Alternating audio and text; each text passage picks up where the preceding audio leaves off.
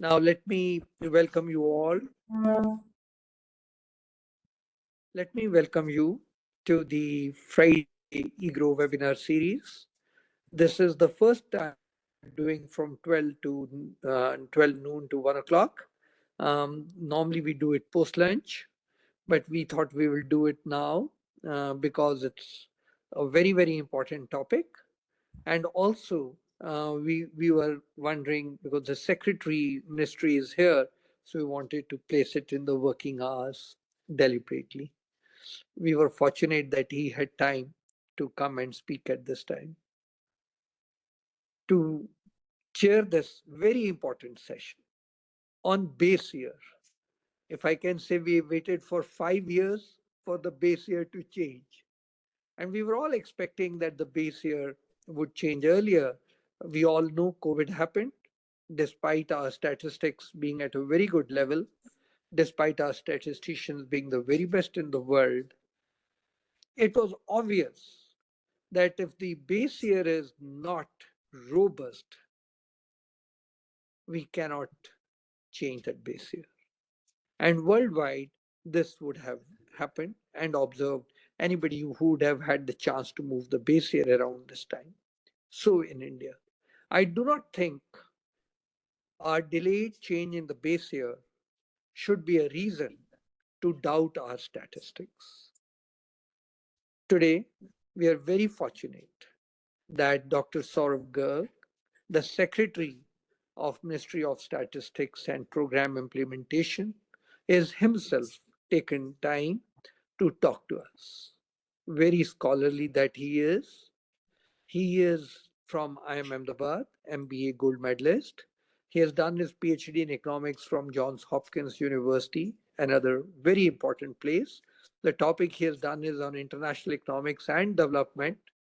And I do not know what's happening to international economics and development these days. You invite somebody to the board, you revoke it. You have challenged the United Nations, but you have an alternate board. The tariff war has started.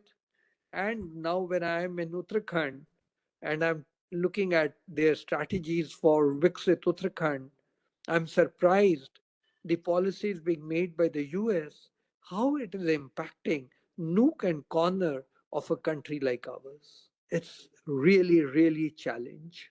The uncertainties that it is creating. But now there's a reversal. Me and Professor Anant are old enough to know that international trade became a buzzword in 70s and 80s. And now it's become a bad word.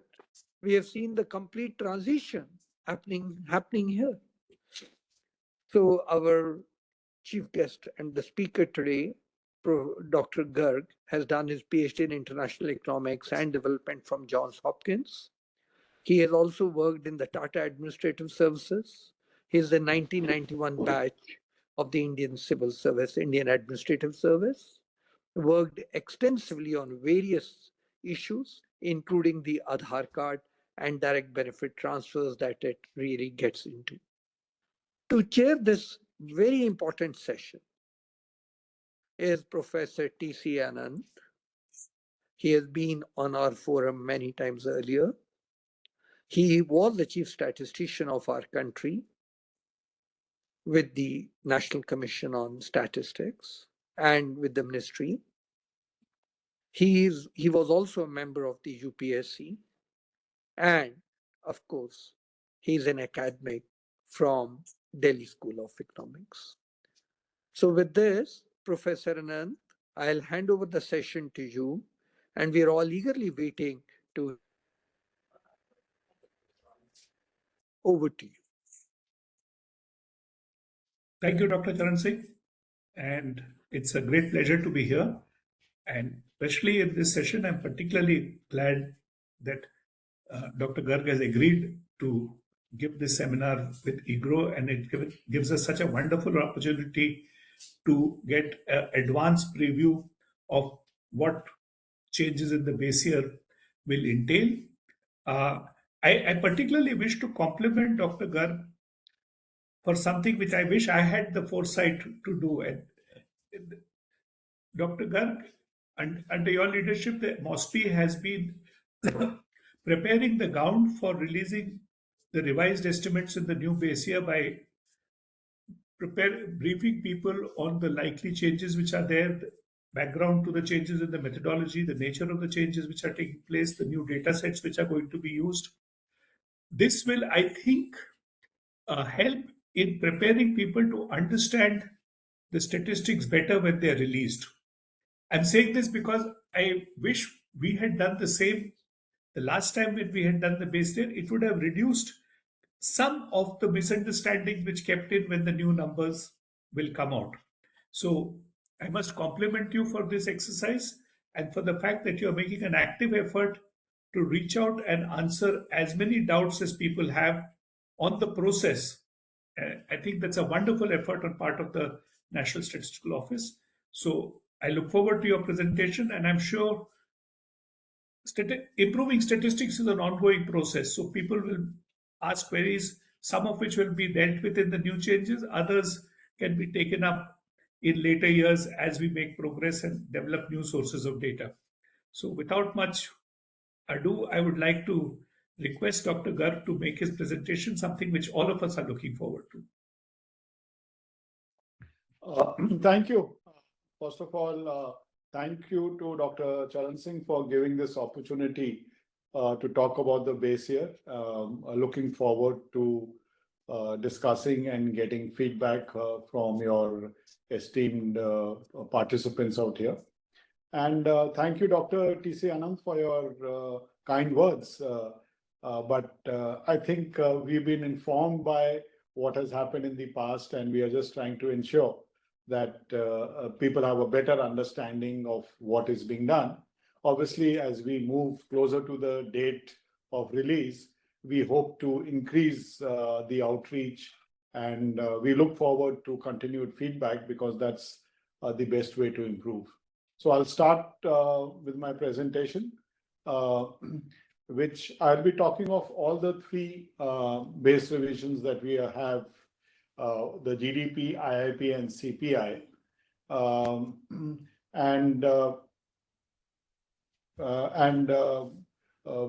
and also briefly talking about what we are planning to do as we move ahead.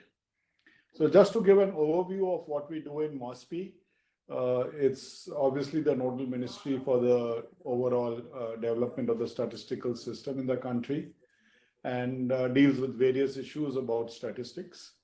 The last 2 points at number 6 and 7 are the program implementation part.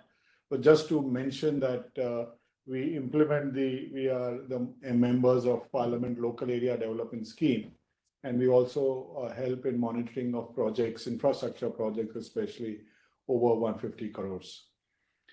This is just to give a broad idea of MOSPI to people who may not be aware. What are some of the major macroeconomic social indicators that we bring out? The GDP obviously is the most important, the most talked about. It talks of the size of the economy, and we look at which are where the growth is happening, where there are areas of concern. And it also helps the ministries to look at it and take remedial actions. The CPI, which gives the inflation, the headline inflation numbers, used extensively by the Reserve Bank of India. And we also bring out state level CPI numbers, which help policy planners at the state to see which are the areas where they might require some intervention. The IIP is for the industrial activities in the economy. And this also gives a good indicator of what needs to be done, where things are going well, where things need to improve, and where interventions are needed. Now we have started on a monthly basis giving results of the labor market situation, both the unemployment and employment figures. And then there's a whole lot of work around the social sectors. Prominent among them is the SDG goals. We bring out an annual publication based on the National Indicator Framework. And then there are a host of other publications. Some of the prominent ones are like Women and Men in India, which talks about the gender statistics. the environmental statistics, and things like that. Just to give of the surveys that we do, there are a whole series of surveys that are mentioned. Some are done annually, like the PLFS and the ASI and the ASUS. Some are periodical, like the All India Debt and Investment Survey. The CAPEX is a forward-looking survey that's for the first time done last year. And recently we released the time use survey. We have more than 8,000 field staff, and every day of the week, they are either going to some house or some enterprise to get feedback from them. And it happens irrespective of what the season is. Just to give an idea of the kind of scale at which these surveys are done, more than 20 million households and establishments are covered every year. And every month, for example, up till now, we were covering 13,000 establishments, either for price or for other aspects, 2,200 markets that are covered every year. And the kind of records that we have is 5.5 lakh records, which then leads to one single figure of the headline inflation ultimately. On the kind of numbers that we have, most surveys, minimum numbers are 1 lakh, 100,000 that we do, and they go up to about 500 odd thousand, 5 lakhs. So that's the kind of scale of surveys that is done. As I mentioned recently to a market survey agency, that we are the largest market survey agency in the country. Obviously, we work only for the government. I'll talk about the base year, which is the topic for today, of the three prominent macroeconomic indicators. And just to mention, there are broadly three types of changes that we are doing. One is the improvement in the methodologies. Second is the expansion of data sources. And third is the start of the use of alternative data, given the fact that now we have such alternative data which is available to a much greater extent. First on the GDP. I don't need to talk about the importance of the GDP or what it measures to this audience that I have today. But this is just to remind ourselves that it, in a way, defines the narrative of the country, because the size of the GDP, the growth rate, are the two most important parameters that are used to internationally to compare countries and to look at where the country is going. The need for the base year is obviously to ensure that we are comparing ourselves with a constant year for comparison. And why is the base year revision required? I mentioned some of the changes about new data sources, methodological improvements, and obviously to remain in sync with international developments. The history of the base year, this is the ninth time that we are revising it, starting from 48-49 base, which was released in 56. You can see that it took 6 to 7 years from the base year chosen and ultimately when it was released, and that progressively we are reducing it. And now 22-23, within 3 years of the end of the financial year, we are able to release it. And a lot of it is based on the fact that data is now electronically available, which was not the case earlier. We have a very rigorous process of the base year revision. We constituted the advisory committee on the National Account Statistics. More than 2 years back, we reconstituted it. 5 subcommittees were created of this. We've had more than 40 meetings of this committee and with other experts. We've had consultations with international organizations and UN agencies.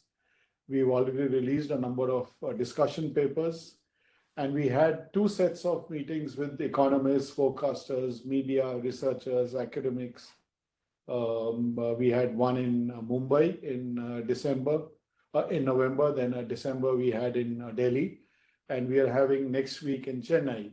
On next Friday, on the 30th, we are having, and this is essentially to get feedback on the process that we are using, data sources that we are using, and we are very fortunate for the kind of active participation that we've had from across academics and media. What are the sources, the data sources that will be used? We are giving the host of survey data sources which will be used in the revised base. The HCAS of 22, 23 and 23, 24 is there. The PLFS is now on a monthly basis. ASUS is, we are releasing that on a quarterly basis now. We would have the All India Debt and Investment Survey figures later this year or early next year. ASI is updated regularly, and we are soon going to be having an annual survey of the incorporated service sector, which will also further inform our revisions going forward. Some of the new data sources, GST is something which we didn't have earlier, which is an important source, which is a real-time source. We are fortunate to be able to utilize that. The PFMS allows us to get latest government information right up to the village level and the works level on how much expenditure has been done. E-Vahan is another such data that we have. So all these would be informing our estimates. We have better estimation of the unincorporated sector now because of ASUS, because of GST, and a host of other data that is available. And obviously the PLFS is another data set which is extremely useful in giving us granular information. A number of rates and ratios we have updated through different studies done by different research institutions. And these are extremely important, especially in the agriculture sector.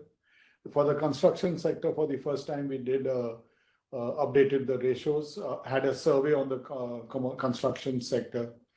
And similarly, we've been able to update ratios used in the transport sector. Double deflation is one thing that we would be introducing not only in agriculture, but also in all sectors of the manufacturing sector.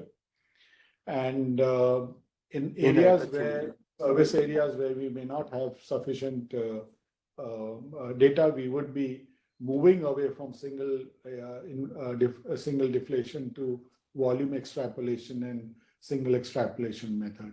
So single deflation we'll be totally doing away with. Going forward, we hope we'll be supporting the states to generate sub-national accounts. At the moment, we do it at the national and state level, but what we hope in the next few years, that at the district level estimates would be feasible given the fact that some states have already joined both the PLFS and the ASUS, which are two important basic requirements to be able to bottom-up approach, which will not happen immediately in February, but will happen over the next year or two. The discrepancy has been one area of concern between the production and expenditure method. Now we will be preparing the supply and use tables, which will minimize the discrepancy totally in this method. Regarding improvements in the use of MCA data, now we use MGT7 for classification and aggregation of the economic activities. And we also have the GST frame, which helps us to identify if any particular companies are not filing, are not active. Back series, we hope to have within the end of this year, we'll have the revised entire back series also available, though we will be having some kind of approximations we'll be trying to give when we release the data. Beyond the current revision, the SNA 2025 guidelines should come out in the next year or two. but we are trying to see what the basic concepts we are in tune with the 2025, though the basic methodologies are still based on the 2008, which is the current guidelines which have been issued. The guidelines for SNA 2025 are yet to be issued. But this is something that we will continue to work on as we go forward. Before I shift to the CPI, we are the 28th of February is when we are going to be releasing the figures. So look forward to getting feedback. And till then, it is work in progress. So we'll be happy to get feedback. Coming to CPI, CPI has been published since 1944. And the current series was released using the base year of 2012. And given that the CPI series was launched in January 2015, from April 2016 is when the RBI introduced the flexible inflation targeting approach, given the data that was then available. The existing series is obviously based on 11-12. We would be using 2024 data as the base. The 23-24 HCES enables that. We had a separate expert group for CPI, which had experts from various institutions, including the RBI and academic institutions. And 12 meetings of this expert group were held over the past 2 years. We had a number of external consultations starting in September 2024, brainstorming with experts, a discussion paper on how to treat the PDS, discussions with the IMF and the World Bank, a data user conference at the IGIDR Mumbai, and then, of course, a discussion meeting with the United Nations group of experts. We did a workshop with the World Bank on how we can use alternate data sources. We had technical assistance missions from the IMF. There were 2 more discussion papers which we released on the PDS, one on PDS, one on the housing index. And we will again have a consultative workshop next week in Chennai. So what are the key changes in the CPI series? The CPI series would be released on the 12th of February. That's another 2 weeks or so from now. But these are the 5 areas that I'll just be touching upon, which our price statistics team has been hard at work on this. First is on increase in the markets. There's an increase in both the urban and the rural markets, and including online markets now that e-commerce is so prominent. So we are introducing online markets in 12 cities as separate markets. The number of towns that are coverage, that is a 40% increase.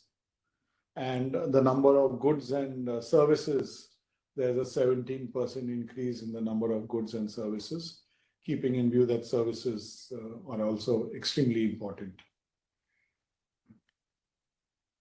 We would be totally in sync with the QICOP 2018. Earlier we had 6 divisions or groups. Now we will have 12, and that would mean that we can, the granularity of the CPI sectorally would increase. And the number of items I had already mentioned.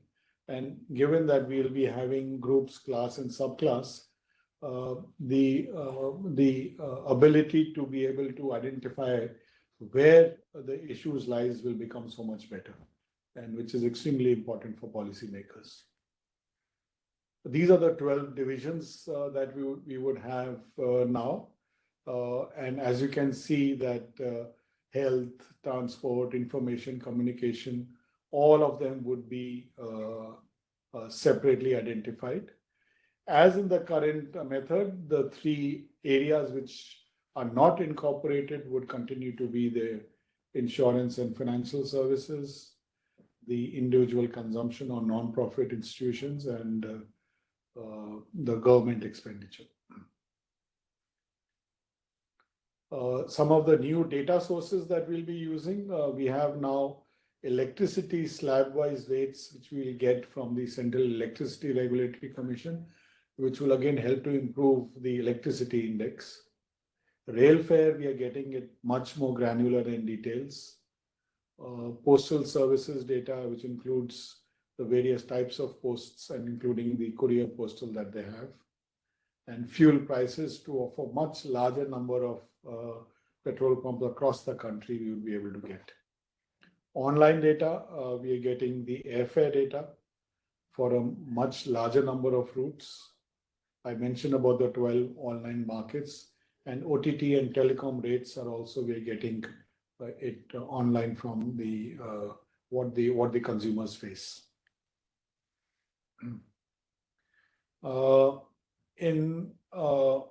Earlier, in terms of the fuel stations, we collected it manually from around 3,000 odd fuel stations. Now we'll be doing it from 90,000 fuel stations. So it gives a much better variation across states of fuel, because fuel costs tend to vary even within states depending on the region that they are in. Similarly, LPG will be covering in much greater detail, and so is for PNG and CNG, given the fact that fuel forms such an important part of consumption. I mentioned about the online data collection for rail fare, postal charges, and telecom. And now we'll be getting data across all types of pricing and slabs and the number of weightage of that. So that makes all of this, in fact, it's no longer a sample, it's the universe that we will be getting. And that makes so much more, adds more depth to the index. I already mentioned that we are shifting out totally from pen and paper to a tablet-based data collection. So that means uploading data becomes immediate and instantaneous. For first level of scrutiny and screening, we are using AI methods so that it becomes, they are able to identify the outliers. Given the large amount of data that we are collecting, it will help. But obviously, the final scrutiny would be manual, that we are not doing away with that. And we are moving everything to the cloud. So that way we have access to new compilation software also, which will make things so much more easier. Because of the granularity of data collection, it will also enable us to have better data dissemination. Currently we were having item level indices only at the all India combined sector, and the subgroup level we used to give it only at the also at the state level. But now we would have item level indices for each state and each sector, which really becomes so much, makes the policy makers so much more informed. I'm already mentioned about the COICOP levels, the fact that we are following each of that are right up to the subclass level. And obviously we have state-wise and sector-wise, we'll be giving both the index and the inflation. And all this is based on what the users felt that they required, because each sector has different requirements, and we are trying to ensure that we meet the users' requirements. The last is the index for industrial production. That will come out only in May, but I'll just briefly talk about it. What is the IIP? I don't really need to get into the details, but we have revised the IIP 9 times. And obviously the IIP is a very important indicator for helping investment flow, for guiding credit flow, for even for people to decide what kind of products to produce. It's extremely useful across not only the government, but the private sector also. On the present base year is the 2011-12. We already reduced the dissemination period from 42 days to 28 days from last year. And from April last year, it has been done. And presently, the weights are as indicated of the IIP, which is of course based on the ASI and other surveys that we do. Similarly, we follow the same process. We had an advisory committee. There were 2 discussion papers that were done. There was a number of consultations done with the international organizations. In Chennai next week, again, we're having the next consultative workshop. And what is some of the changes? Number one, in coverage, we are now adding in minor minerals also, which was not there in the earlier index. And on the gas supply, we have much more detailed data, so that gets added to it. And on the mining and electricity both, we have much more granular data that will help us give us more information. Renewable energy is now being captured separately, given the importance that it now has. We now have a provision to substitute factories that may have changed their line of production, become non-responsive, or have become obsolete. This was one of the major criticisms against the present IIP, that if a factory is not responsive, we have no mechanism to change it, and it reduces the representativeness of the index. 2 things that we will add in is the seasonally adjusted series and the chain basing, now that we have ASI data on, and we are also going to be using GST data in the new IIP. So this is still work in progress, and since we have another couple of months, we'll be happy to get into the granular details at that time. So I end with this quote. This is in fact what the Prime Minister said in April 20, just last year, in the Civil Services Day. And this is what he told all civil servants, that we must become experts in data-driven decision-making so that policy design and implementation become more accurate.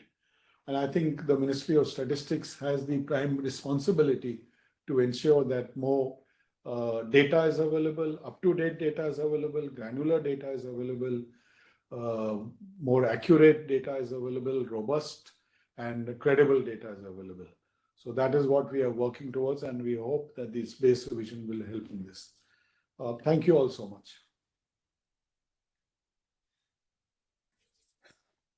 Thank you, Dr. Garg. This is a fascinating overview, and I really must compliment you and the ministry for what is an enormous amount of work which has been done in the last few years.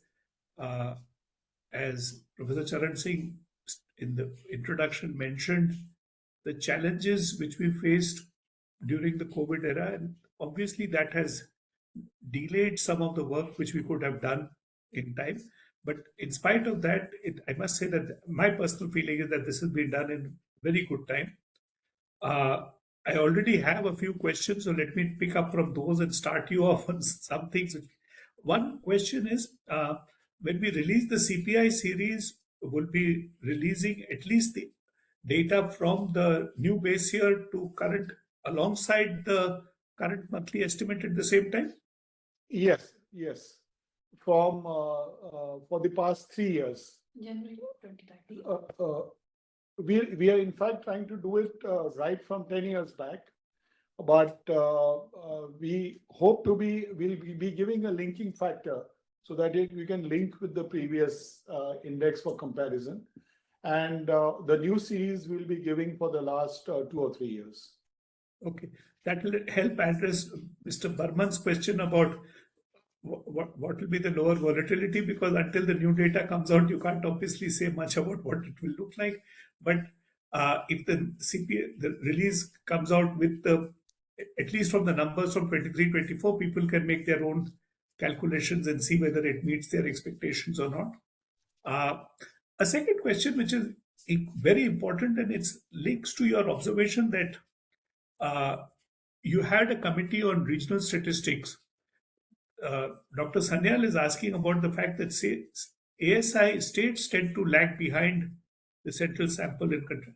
Will you be releasing some sort of discussion paper on the work on regional statistics, and what sort of efforts are in place to improve the timeliness of and quality of regional estimate, both at the state level and at the sub-state level, going forward and in the current release? Yeah. So we have a scheme which is called the Strengthening of the State Statistical Systems. We call it the SSS scheme. So that is something that we are focusing a lot more, strengthening that. We've had extensive discussions with the states over the last 1 year, and we have restructured this program, and we've identified what is it that the states need to do in order to be able to develop a strong state sub-state estimates. In fact, post the release of both the CPI and the GDP numbers, we would be working with the states. And I think it's a very good idea that you mentioned that why don't we release a consultative paper on that, on what is going to be done. Some states have already moved ahead and working towards developing a bottoms-up approach for DDP. Just to mention that even now we have DDP numbers, the district domestic product numbers, 23 states even now do it, but it is on an allocation based using certain proxies.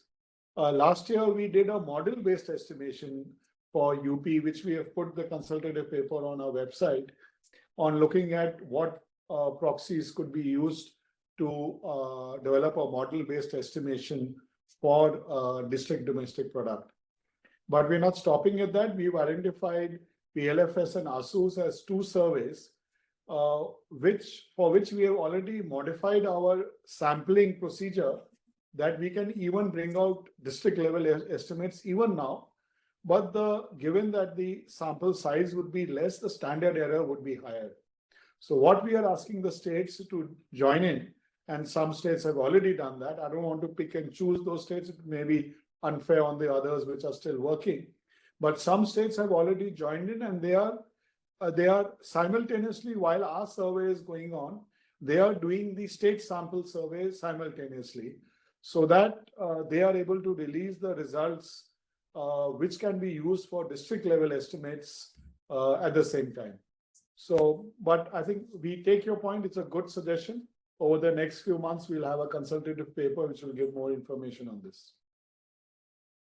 So do you have any sort of timelines, and when would you like all the states to be on board with the revised series? We would like them to be on board from next month, but obviously that's not going to happen. We are expecting 3 or 4 states to perhaps by early next year or even maybe end of next year, but let me not be so optimistic. By next year, for this year, but within a year, they would be on board and they will be able to bring out. Our objective is that over the next 3 to 4 years, all of them should be on board. Yeah, this was also actually a question by Dr. Sanyal only, which I picked up. There is one other question by Dr. Sanyal, which let me bring this out. He brings out the fact that the ASI sample from Gujarat had a very high non-response rate. In fact, something which I have myself been grumbling about, that the ASI frame is problematic in many ways because we rely on the data from Chief Inspector of Factories.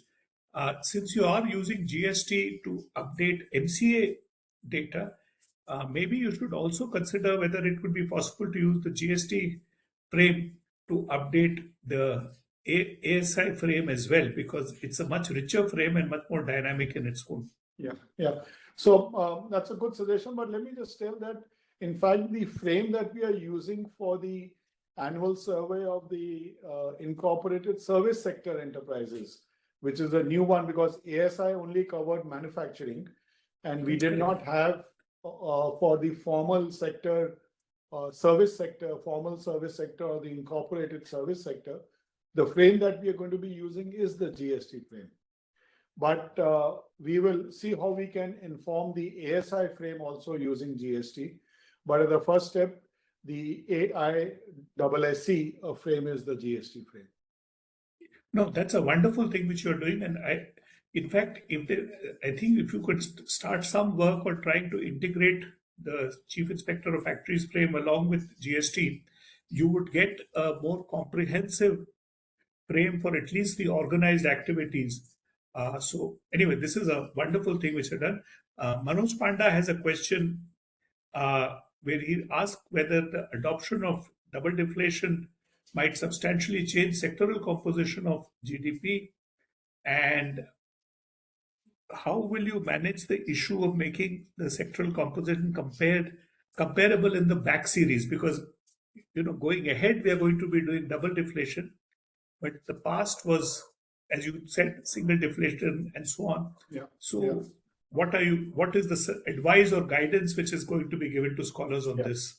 Yeah. So that's why we said I mentioned that the back series for GDP we would take by the end of this year. We'll take nearly a year to bring out, because as very correctly identified, there will be a number of issues that we would need to resolve, and many of them might be constrained by the availability of data, because it's quite possible that we may not have all the data available, especially for the back series, and there will always be certain approximations and estimations that would be required.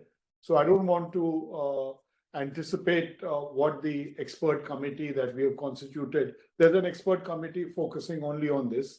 And obviously right now our focus is to bring out the revised base GDP series.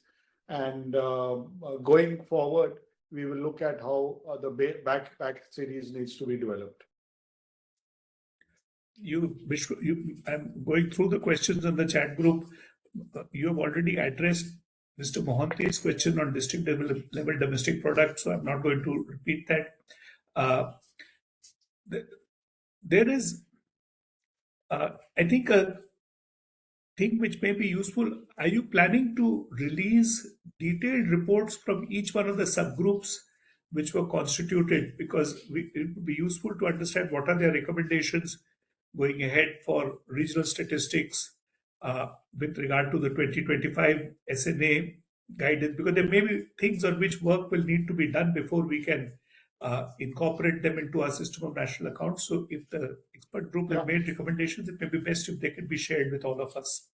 So, but I may mention that over the past 2 months, we have released around 4 or 5 consultative papers from CPI, NA on GDP. And they incorporate a lot of the recommendations of these subgroups and committees. But there would be a separate publication about the overall recommendations, etc. That would come out separately, yes. Great, thanks a lot.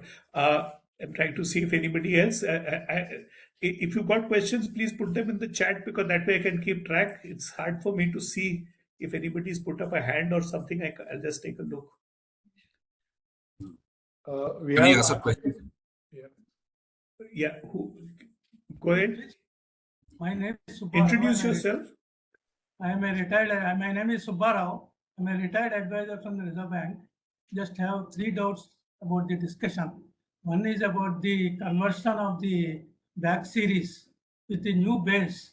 Now, sometime back, some 10 years back, there was a committee on real statistics appointed by the National Statistical Commission, and they reviewed the different methods of doing this conversion, and they did on their own.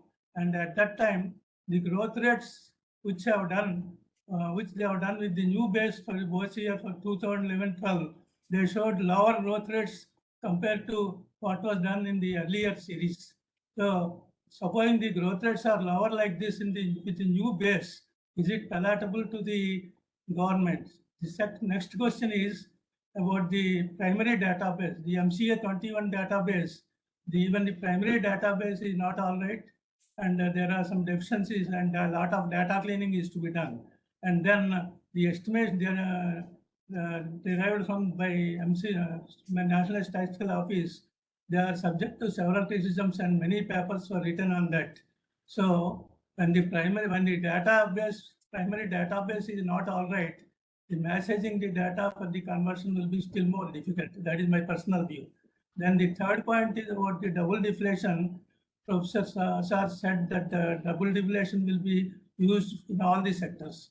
Now the question is, are we having proper deflators for all the inputs and output? Whether sometimes the net value added may be negative in some cases. How do we get the proper deflators to get a proper gross value added? Thank you, sir. Okay. Maybe we can take one more. There's one more hand I see. And Yeah, Yes, sir. Is there anybody else? Sir, it's good to learn that we are updating the base here and revising. But we need to also look at the basket we use. The basket we use is too old. So the consumption patterns have changed drastically since then. More spending on services, healthcare, education, telecom apps, and new goods like smartphones, streaming devices, online services, and also the urban-rural lifestyle changes and the healthcare expenditure needs to be included in the CPI calculation. If that doesn't make it incorrect, but at least it makes that the CPI less representative. Thank you, sir. Thank you. And I saw one more hand, and then maybe I'll also. Yeah. Anybody else? Yes, sir. Sir, Yeah, go ahead. yes, sir. Sir, currently I'm pursuing my PhD. So, sir, I'm saying for the resources that we can give in our research, is there any online resources for a better understanding? Thank you, sir. Thank you. Thank you. So I'll start with a reverse order. On the online sources, all our publications are there on our website. If you just go to the MOSPI website, mospi.gov.in, everything, all the consultation papers, everything you will find out there. If you want the earlier series, our portal, which is there on the website, eSankhiki, you can use that. We have a mobile app, GOI Stats. So you can download that mobile app and you will have all the information. I can assure you the kind of information that we have online is perhaps no less than any of the other national statistics offices across the world. The second on the basket, I think, Dr. Ahuja, that is the point of the base revision, that we are changing the basket. We are using the Household Consumption Expenditure Survey of 2023-24, which incorporates all of the issues that you were mentioning about use of e-commerce, use of different kinds of services, etc. In fact, the base revision is done precisely for that reason that you are highlighting. And to Dr. Subbaraw's issue on the double deflation, the DPIIT is soon bringing out the PPI, the Producer Price Index. And that is the reason that we are able to get into, for the manufacturing sector, double deflation. I didn't say double deflation for all sectors. I said for agriculture and manufacturing. For the services, we are still working out by what we will be able to do, but we will switch to single extrapolation method wherever we are not able to do a double deflation. On the MCA database, I think two corrections we are making. One is using MGT7, which is filed every year and which gives an idea of what sectors they are using, and the GST. And the growth rates are informed by the different data sources that we have. So those growth rates are what will be used. And now we have a much more deeper and granular information about different databases. And that makes that we are not dependent on any one particular data set for determining any kind of revision that we are looking at. Thank you. Dr. Garg, let me ask a question since you mentioned it. You said that DPIIT is going to be coming out with a producer price index. Yeah. They have not, I'm not aware maybe, but if you may help inform us, have they come out with any documentation or release of what will be the new base year, and when are their new updated data for WPI or now PPI be likely to be released by? So they have an expert committee, and obviously we are represented on them. So I wouldn't like to comment on what exactly is the date that they have decided to release it. But the fact remains that this expert group has been working for over a year, and both on the WPI and the PPI, they would be coming out with greater details. I will let the ministry mention it, but we will be getting that, we will be having that data available with us. And our expectation is that before we actually use it in the, before we release the base year, revised base year, we hope it's in the public domain before that. I have a suggestion to both of you, if you can take that up. It would be useful if your MOSPI website, particularly eSankhyaiki, you could also bring in data from DPIIT, particularly the WPI data, and the Labor Bureau's data. It's difficult for users to go from one website to the other. So WPI we already have. It's already there. All the old WPI data is already on eSankhyaiki. And to the best of my knowledge, some of the Labor Ministry's data is also there, but I can recheck if it's not prominently placed. So I don't look at it regularly, but that was my impression from earlier. So if it's done, it's wonderful. Yeah, sure. Thank you. So are there any other questions?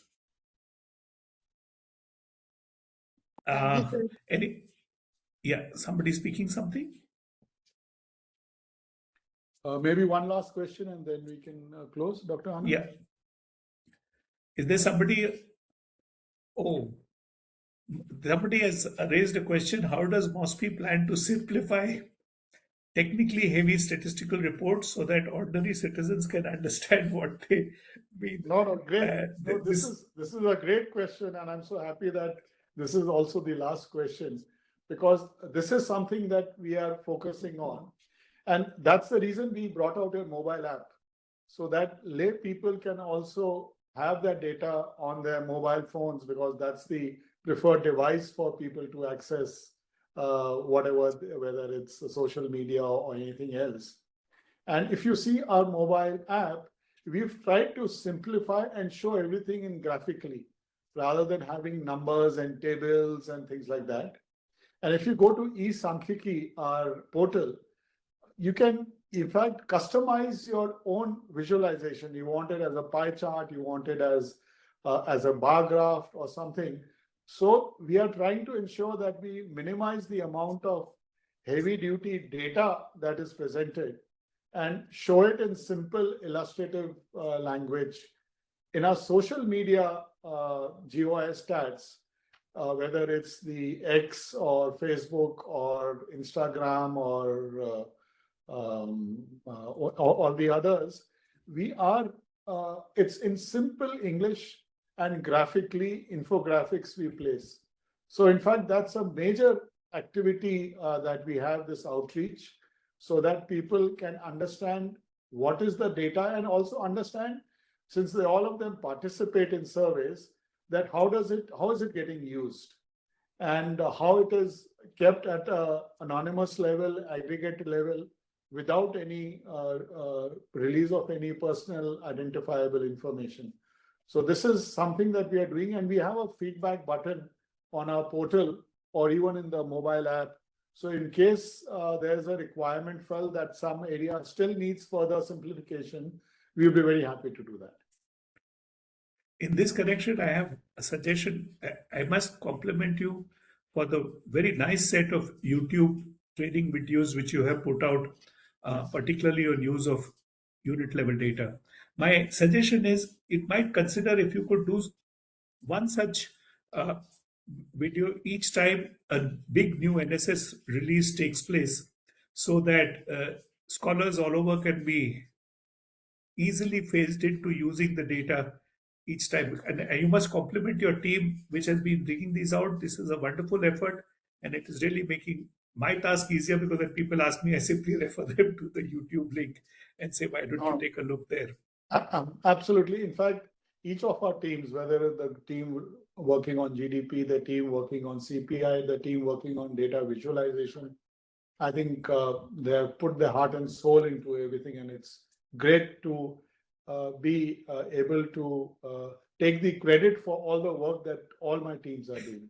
So it's a pleasure to be working with such teams. Well, thank you, Dr. Garg. It's very nice of you to take time to brief all of us. This is a large group which has heard. I'm sure more questions will arise, and I'm certainly expect that when the new data comes out, There will be many more questions which will happen. So may I request that either you or people from your team schedule similar question answer sessions once the new CPI and GDP series are complete, so that people who have doubts or queries about them can raise them. Thank you very much. I'm going to Thank give you. the floor back to Dr. Charan Singh if he has any last comments to make. No, this is very, very interesting. I just had a simple question. By when are we expecting? Would it be in the next few months? Or it's still not, the dates are not firmed up. No, the CPI will be released on 12th of February next month. So that's about 2 weeks from now. The GDP on the 27th of February. The GDP would be on the 27th of February, and IIP would be on 28th of May, 2026. So GDP and CPI are next month, and IIP is in May. So I would do one thing, the GDP data, I'll come back to you when the release takes place. And then if you are comfortable, we would like to invite you again to the forum, because I'm sure there are going to be so many more nitty-gritties. Once the data is in front of our eyes, there are going to be so many queries that are going to emerge from there. I must congratulate you, the type of data and quality enhancement that you are attempting is immense. And I also see there's going to be a substantial jump in the quality of data which will come out. I hope that will address the concerns which have been in public domain by the IMF, and that will also help us go up into the ladder in terms of trust in the data that we generate. So I'm so happy that so much intense work, extensive work at your end has been undertaken. I must congratulate you for the consultative process that you have adopted. It's very, very essential that economists and statisticians across the country bring thoughts to your attention. And if you can accommodate them, obviously then they feel ownership, and then they're also able to defend the data which the country produces against many, many odds. And sometimes I find sometimes those odds are very asymmetric when they decry the data produced by our country. We have been in the process of data creation. I myself was in the Reserve Bank and handling the data creation at that end. I was also part of the National Statistical Commission, the first one when it was formed under Dr. C. Rangarajan, and I was I was the repository of the data on financial sector. Used to, Dr. Y.V. Reddy was the member and I was assisting him, and officially the repository of the financial sector data. I know the type of pains that we used to take for the data collection, ensuring the high quality of data and reliability. And when I used to come for the commission meetings, which would happen frequently, I could also see how other sectors in the economy are equally concerned with the high quality of data. So when an international agency casts a shadow on our data, I know that there is some mishap or there is some misconception at that end. The data quality is so good, the transparency is so good, the rigor is so good, and all our efforts are that we don't want to hide anything. We are using the data. Your quote from the Prime Minister is so correct. We want the data, correct data, earliest possible data, reliable data for good policy making. And I think you are rightly taking it in that direction. I must congratulate you for that. I must thank Professor Anant for having chaired the session. Professor Anant, you are the chief statistician, so obviously you are our pillar who knows the data, and you were able to even today talk about the data, the quality, and make your suggestions, which the secretary, some of them, he found them useful and is accepting. So I want to thank you. I, of course, want to thank the secretary. We are going to come back to him soon. With that, let me just make one housekeeping announcement. Today evening, from 8 to 9 p.m. in the night, we have a speaker, Professor Jesse Entela-Hughes from University of San Francisco, speaking about a very, very important topic, mortality from marketing of infant formula in low and middle income countries. The mortality is going to be infant mortality and from the infant formula that we have. So I would invite all of you, if you have time, 8 to 9 p.m. on a Friday evening is a challenge, but I can also tell you the talk will be a feast for us. With that, once again, let me also thank the participants who have joined and enriched our discussion today, and all of you for being here on a Friday afternoon. Thank you so much. Thank you, Dr. Charan Singh. Thank you. Thank you. Thank you, Dr. Garg. Thank you, sir.